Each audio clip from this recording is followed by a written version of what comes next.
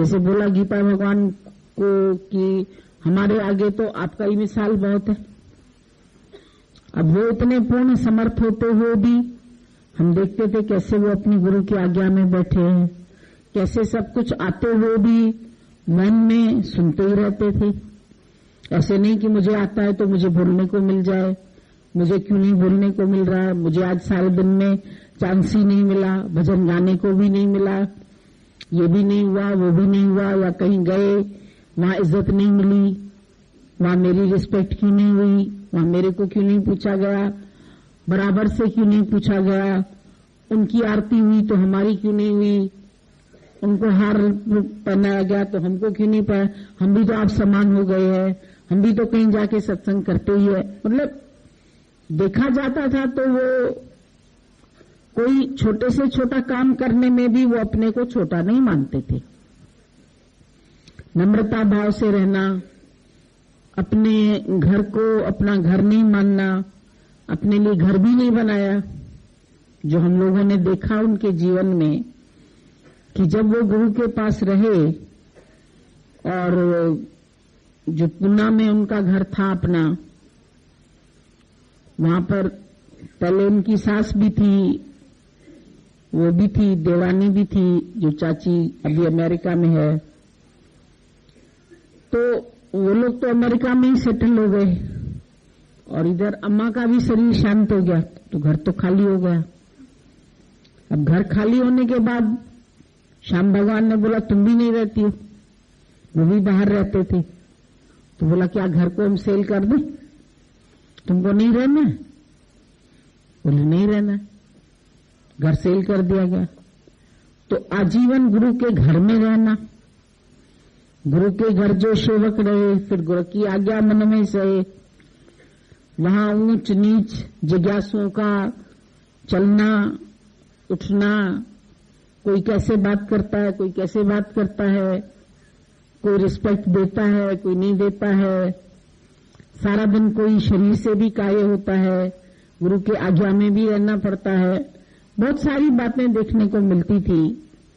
कभी सोने के लिए जगह नहीं है तो किसी और के घर सोने के लिए चले गए, बैठने के लिए भी स्थान नहीं है, रेस्ट के लिए भी जगह नहीं है, सारा दिन कार्य में भी लगे रहना, निष्काम कार्य में भी लगे रहना। कहीं अभी बोला अभी भेज दो तो अभी चले गए अटैची बना के, कभी अटैची तैयार करवाई फिर बोला खोल दो, जरूरत नहीं है तुमको जाने की। एक बार हमारे सामने ही फॉरेन जाने का प्रोग्राम बनवाया दादा ने कि अभी लाओस में जाओ, शाम वहां पर है, तुम भी उधर जाओ। तो अटैची तैयार थी, फिर उसके बाद रात को 12 बजे 1 बजे करीब फ्लाइट था। तो शाम के समय ही दादा ने बोला तुम्हारी क्या जरूरत है जाने की, तुम अगर नहीं गई तो क्या होगा, रहने दो। हाँ रहने दो, ठीक है।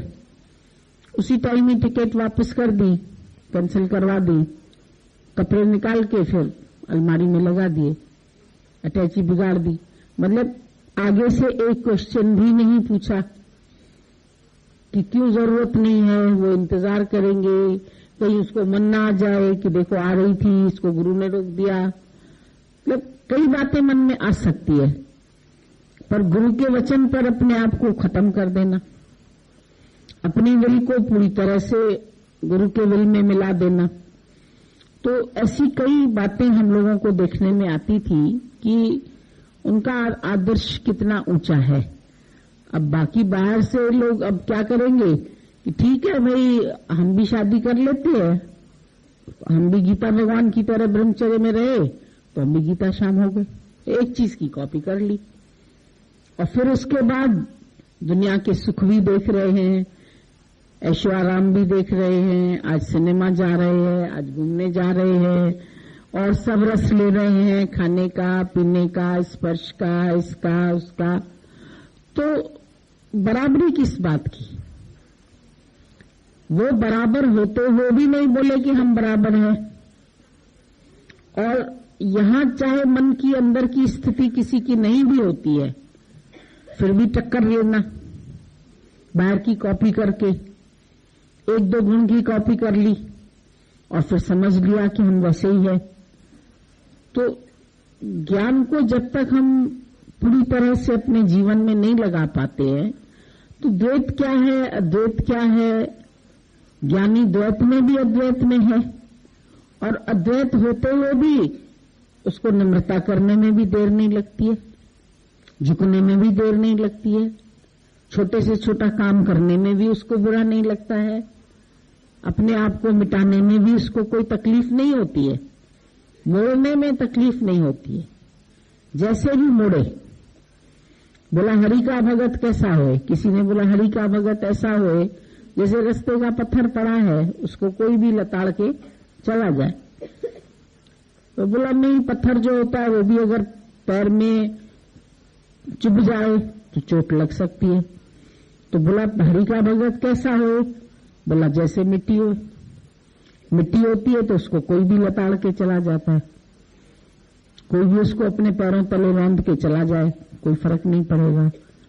फिर बोला नहीं, मिट्टी भी जो होती है ओढ़ के आंख में पड़ेगी तो कष्ट देगी, तो मिट्टी भी नहीं हो, कैसा हो, बोला पानी जैसा हो, पानी को जिधर मोड़ो उधर मुड़ जाता है, पाइप में डालो आप ऐसे मोड़ो ऐसे मोड़ो ऐसे मोड़ो, मुड़ता रहता है, जहां भी मोड़ के उसको रखो मुड़ सकता है।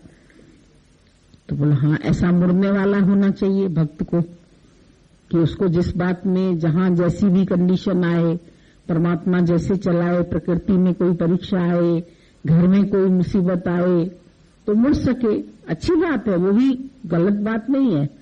पर फिर उसमें भी एक अवगुण बता दिया कि पत्ता सी रहे, कभी गर्म होता है तो जला देता है, कभी ठंडा होता है तो बर्फ को छू नहीं सकते, सर्दी में ठंडा पानी होता है तो नहा नहीं सकते। तो बोला वो भी तत्ता सी रहा हो, इसमें भी एक अवगुण है। तो बोला फिर आखिर हरि का भगत कैसा हो, तो बोला जैसा हरि ही हो, हरि का भगत ऐसा हो जैसा हरि ही हो। तो सामने फिर गुरु का हमारे सामने एक आदर्श है, क्योंकि वो हरि तो नहीं देखा, निराकार को तो किसी ने देखा नहीं, पर वो निराकार जब हमारे लिए साकार रूप में आया है और हमारी आस्था है उसमें, तो हम देखें वो कैसे चलता है, वो कैसे अविरछ होके रहता है, कैसे विक्षिप्तता से रहत होता है, कैसे उसका भी मान अपमान होता है, कभी उसके लिए भी संसार में कई उल्टी सीधी बातें भी होती है, कोई कुछ बोलता है कोई कुछ बोलता है, परिस्थितियां उनके जीवन में भी आती हैं, उतार चढ़ाव उनके जीवन में भी आते हैं।